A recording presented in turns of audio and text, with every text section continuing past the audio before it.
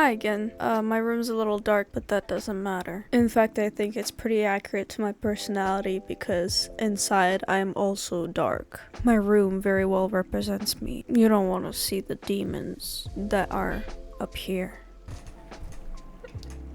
How are you doing? I'm doing as good as ever, and today I would like to talk about a movie that I recently watched called Salem Witch Doll, and I didn't expect it to be good, but I was hoping that it would be like a hidden gem, but instead it was a hidden rock, just a plain old stone, because it was terrible. And it wasn't even the plot itself that was so bad. The plot was interesting, even though having as many holes as Swiss cheese. The cinematography of it and just the way it looks is so trash that it hurt to watch. And the perfect word to describe this movie would be nadir, which basically means the lowest point or the bottom. Since that is the opposite of peak, I'm going to call this movie nadir. I don't absolutely hate this movie because watching it was interesting, not because the movie is interesting, but I just couldn't tear my eyes away from it because it was so trash. But the story was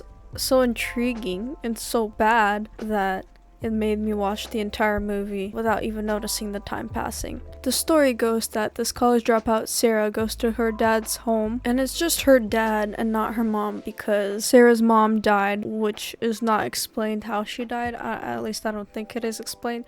She's just not alive anymore, and she's going to a family reunion at that house along with some of her other relatives. Their names were Jamie and Kieran, and Jamie's boyfriend Ian, and two other relatives. I think Jamie's dad, whose name was Martin, I think, and Martin's wife Victoria. And there's also another woman at the house whose name is Ariel. And at a dinner during the family reunion, it is revealed that the dad, whose name is Paul, Sarah's dad, is getting married to Ariel, and Sarah's very upset about that. The whole dinner was very awkward. This whole movie is awkward, but that dinner scene was meant to be awkward, and it was. I felt like I was sitting at that table and just taking in all of the awkwardness of that situation. Another awkward scene that was at the beginning of the movie was this one. When I watched it, I just laughed out loud because of how silly it is. He's right though.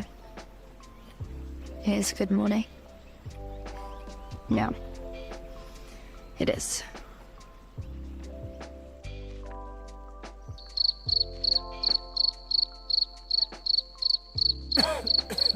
There's no music in this, like barely any music in this movie. It's just a very, very awkward movie. But back to Paul getting married to Ariel. Sarah's very upset about the news because she still can't deal with the fact that her real mom's gone. And she gets up and she leaves. Paul then later comes to comfort her, to talk to her about it. Like, hey, this is the best thing that could happen. Me and Ariel are happy. This is a good thing. You shouldn't be worried about this. And he shows Sarah a ring that Ariel gave him because she proposed to Paul. It turns out that this ring was given to her originally by Victoria, who is Jamie's stepmom. Nothing too weird yet, just Victoria gave Ariel this ring that Ariel proposed to Paul with. It's a lot of steps, but just keep with me, alright? And Sarah has some weird dream about her mom, some just crazy stuff happening. I can't even explain it. Her mom is going somewhere and then she's dancing and she's wearing this white dress and it's kind of creepy. And then it cuts to Sarah waking up being tied to a tree, and then she wakes up again and then she sees this wooden doll, which is kind of why I wanted to see this movie, because the doll looked interesting. Sarah wakes up and this doll is right next to her and it freaks her out, and then she wakes up again. Turns out all of that was a dream. The guy who is Jamie's dad, Martin, Sarah's uncle, he's a pretty weird guy and he is trying to flirt with Sarah. He's being creepy. Sarah's obviously pushing him away. A lot of filler content just happens, but Sarah sees something weird. She wakes up in the middle of the night and she sees her dad walking to a shed, and there's a green light coming from the shed. Then she gets jump scared by Ariel, and Ariel's like, what's going on? What happened? And Sarah goes, I just saw my dad walking in the shed and there was some green light and it kind of freaked me out. And then they go over there and there's nothing there, nothing happening. They're like, okay, well, that's weird. Then on another day, Sarah and her cousins and Jamie's boyfriend Ian, they decide to go out.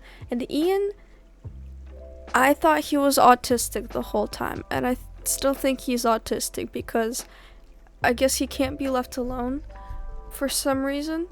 And he just acts autistic. I don't know how else to explain it. He doesn't speak, basically doesn't speak the entire movie. I don't freaking know. What else do autistic people do? He smokes. That's really all he does in this movie. I'm not trying to sound mean, just calling him autistic because he was kind of weird. Just genuinely, if you saw him, you'd think he was also a little bit on the spectrum. Well, I guess there are relatable characters in this movie then. So they all go out and Ian goes off somewhere and then Jamie's like, wait, where's Ian? Where'd he go?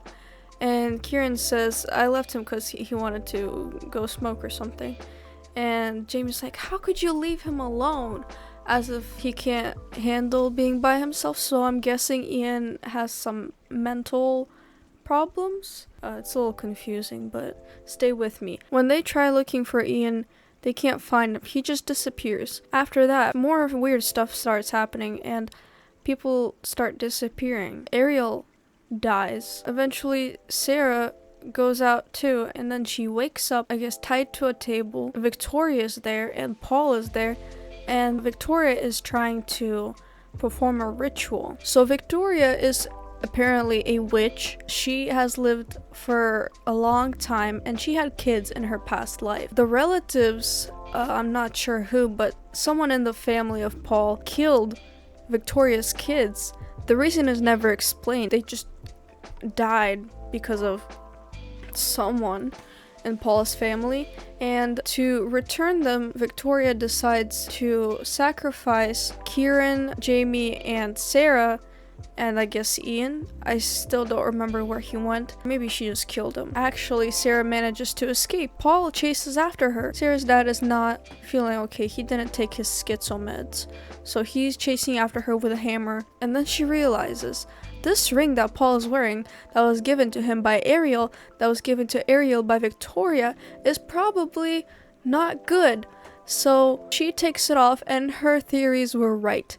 The ring was controlling Paul, and then Paul realizes what he was doing. They go to do this big plan where Sarah gets captured again, and Victoria tries to perform the ritual. Paul pretends to be still controlled by the ring, but Victoria notices that he's not wearing the ring anymore, and when he tries to kill her, she just goes, wait, and then he stops. Sarah is currently in a trance. She is sleeping and she sees this dream of her mom, and her mom's talking to her. She reveals this whole big plot that I guess Paul was the one who killed Victoria's kids. It's just very confusing, but Sarah's real mom was also a witch, and so Sarah also is a witch. That makes her able to stop Victoria, and so she wakes up and she does the same thing. She goes like, and she stops Victoria from bringing down the knife that she was going to stab Sarah with, and Sarah drops this hard line.